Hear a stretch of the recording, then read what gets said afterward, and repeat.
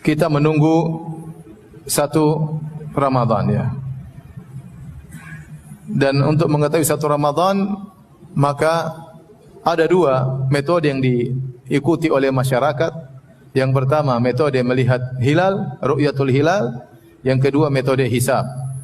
Adapun metode melihat hilal inilah metode 4 mazhab, bahkan sebagian ulama mengatakan ijma' ulama, ya, tidak ada yang menyelisihi bahwasanya menentukan satu Ramadan harus dengan melihat hilal. Adapun hisab itu hanyalah membantu namun tidak menentukan.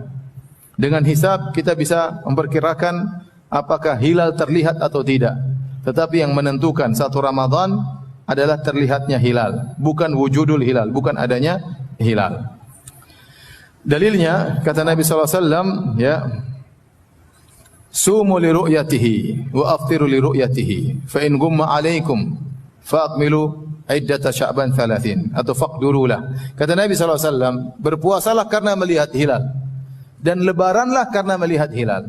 Kalau kalian terhalangi dari hilal, maka sempurnakanlah bulan Sya'ban 30 hari. Kemudian kata Nabi sallallahu alaihi wasallam dalam hadis yang lain, fa in hala bainakum wa bainahus sahab. Kalau ada penghalang antara kalian dengan hilal, ada awan yang menghalangi, fa akmilu iddata Sya'ban 30, maka sempurnakanlah bulan Sya'ban 30 hari. Jadi hadis-hadis seperti ini, hadis Abu Hurairah, Ibnu Umar, kemudian Ibnu Abbas mengisyaratkan bahwasanya yang menjadi patokan adalah terlihatnya hilal, bukan adanya hilal. Karena bisa jadi hilal itu ada, tapi terhalangi oleh awan. Makanya Nabi mengatakan, wa in hala bainakum wa bainahus sahab. Kalau seandainya kalian terhalangi dari melihat hilal, apa yang dilakukan? Maka lanjutkan bulan Sya'ban 30 hari. Berarti besok belum satu Ramadan. Inilah metode yang ditempuh oleh 4 mazhab dan juga metode ditempuh oleh pemerintah kita, ya, sehingga kita tinggal menunggu kapan pengumuman satu Ramadan. Saya gambarkan secara sederhana. Misalnya metode hisab dengan hisab kita bisa menentukan letak-letak matahari, posisi matahari, sehingga kita bisa menentukan waktu-waktu salat. Demikian juga kita bisa menentukan posisi bulan. Tanggal sekian posisi bulan di mana, dan bisa jadi hisab tersebut akurat. Memang ada khilaf di antara ahli hisab, tapi banyak hisab yang akurat. Tetapi metode hisab ini hanya menentukan posisi bulan, tidak menentukan terlihat atau tidak. Karena yang jadi patokan bukan adanya hilal, tetapi terlihat hilal atau tidak. Saya ulangi, yang menjadi patokan bukan adanya hilal, tetapi terlihat hilal atau tidak. Contoh, ya, kalau hilal ini misalnya ini adalah cakrawala. Jadi hilal kapan dilihat? Hilal dilihat tatkala matahari tenggelam. Begitu titik matahari tenggelam, orang akan melihat hilal. Nah, hilal itu kalau berada di atas cakrawala, misalnya kita di pinggir pantai, kemudian matahari tenggelam.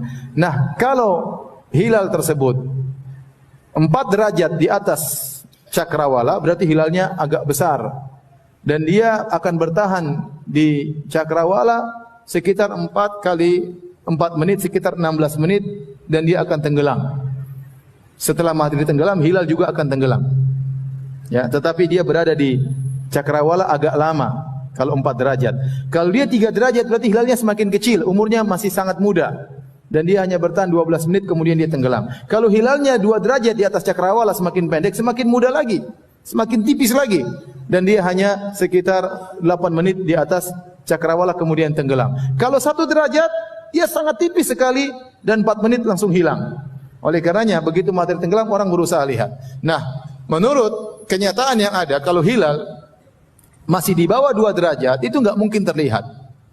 Kenapa tidak mungkin terlihat? Dia sangat tipis, sehingga dia masih kalah dengan sisa cahaya matahari yang tenggelam. Paham?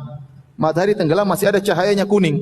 Ini menutup hilal yang sangat tipis yang cuma 2 derajat di atas apa? Cakrawala. Nah, kalau kita hitung dengan metode hisab, ternyata hilal umurnya baru 1 derajat, kemungkinan besar tidak terlihat. Tetapi kita tetap berusaha melihat. Tetap berusaha menjalankan sunnah, berusaha melihat. Ya, karena pernah terjadi kalau tidak salah di Yordania, sampai pemerintah mengumumkan berdasarkan hisab tidak mungkin terlihat. Tahu-tahu terlihat.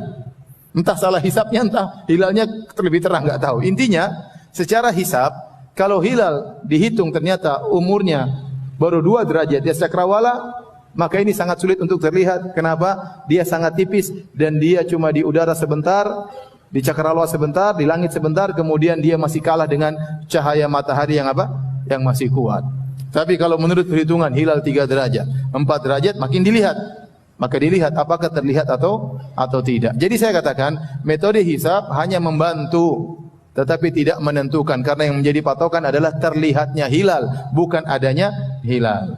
Bisa jadi menurut hitungan hilal ada tapi enggak mungkin terlihat. Contoh, seorang menghitung hilal cuma 1 derajat di atas cakrawala. Ada enggak hilalnya? Secara hitungan? Secara hitungan ada atau tidak? Ada. Mungkin dilihat, enggak mungkin terlihat. Nah, terus kita puasa atau tidak? Tidak. Berarti yang jadi patokan bukan adanya hilal, tetapi terlihatnya apa? Hilal. Sebagian ormas menjamakkan antara dua metode ini. Mereka menggunakan hisab, tetapi kalau hilal berapa derajat baru kita puasa menurut hisab. Tapi yang benar bahwasanya metode yang benar adalah metode 4 mazhab adalah melihat hilal. Kalau hilal terlihat kita puasa besok, kalau hilal tidak terlihat maka kita tidak puasa. Dan kita punya kaidah al yakin la yazulu bisyak. Kita sekarang masih di bulan Sya'ban dengan penuh keyakinan. Dan kita tidak berpindah kepada bulan Ramadan kecuali ada keyakinan bahwasanya sudah masuk bulan Ramadan. Bagaimana? Dengan 2 keyakinan. Terlihat hilal berarti besok Ramadan, atau menyempurnakan Sya'ban 30 hari berarti besok Ramadan. Karena bulan tidak lebih dari 30 hari bulan Hijriah. Paham sampai di sini?